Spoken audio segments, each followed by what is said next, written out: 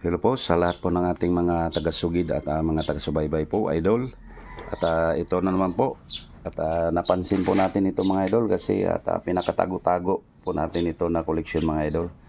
At pang museum po ito mga idol kasi ito po yung mga ginamit po ng mga kapanahonan pa po ng mga ninuno natin mga idol at nahukay lang po ito.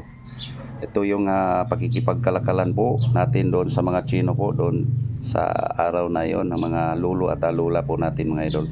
At gawa lang po ito sa guhit ng kamay ng mga sinauna po. Ayan po, yan po yung tanda.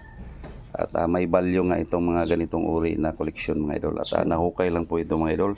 At sayang nga po, nabasag nga yung takip nito. Napakaganda ang takip nito mga idol.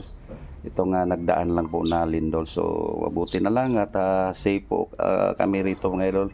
At hindi po talaga maiwasan mga idol yung mga sakuna po sa mga paligid po natin. So hanggang dito na lang. Ingat po tayong lahat. Thank you for watching.